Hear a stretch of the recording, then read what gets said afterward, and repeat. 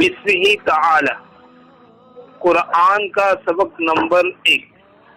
سوال: تعاون زدہ شخص کون سا وظیفہ پڑھیں؟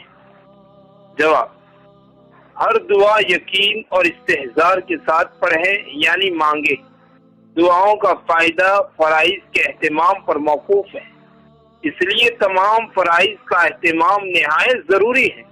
جو لوگ عربی الفاظ میں دعائیں نہ مانگ سکتے ہوں، ایسے لوگوں کے لیے دعاؤں کا ترجمہ پڑھ کر دعا مانگنا یقیناً اللہ تعالیٰ کے نزدیکی کا سبب ہوگا، اور ان لوگوں پر انشاءاللہ دعا کے ثمرات مرتب ہوں گے، اس لیے کہ وہ اللہ تعالیٰ کے حکم ادعونی یعنی مجھ سے مانگو پر عمل کر رہے ہیں، اور دعاؤں میں وہ دعائیں زیادہ قبولیت کے قریب ہیں جو انبیاء کرام علیہ الصلوۃ والسلام کی دعائیں قرآن کریم میں موجود ہیں، اس لیے کہ وہ دعائیں تمام آداب و شرائط سے بھرپور نیز اخبار دربار عزی میں مقبولیت کا مقام حاصل کر چکی ہیں۔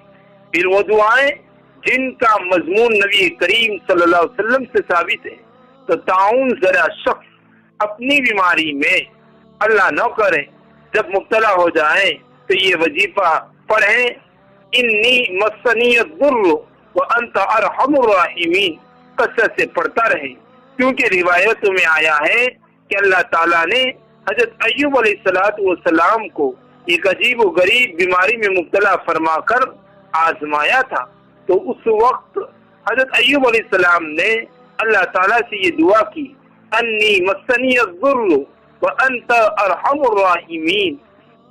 تو اللہ تعالیٰ نے اس دعا کو قبول فرما لیا اور مکمل طور پر شفا یابی نصیب فرمائی۔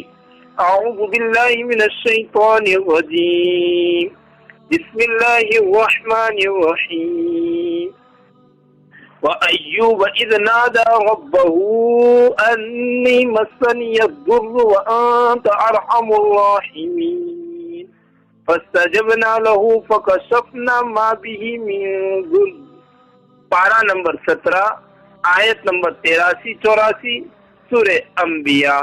ترجمہ: ایوب علیہ السلام نے جب پکارا اپنے رب کو، یقیناً مجھے بیماری نے چھو لیا ہے، آپ رحم کرنے والوں میں سب سے زیادہ رحم کرنے والے ہیں۔ اللہ تعالیٰ فرماتے ہیں کہ ہم نے آپ کی دعا کو قبول فرما لیا، تو ہم نے ہٹا لی وہ بیماری جس میں آپ علیہ السلام مبتلا تھے۔ جی، السلام علیکم۔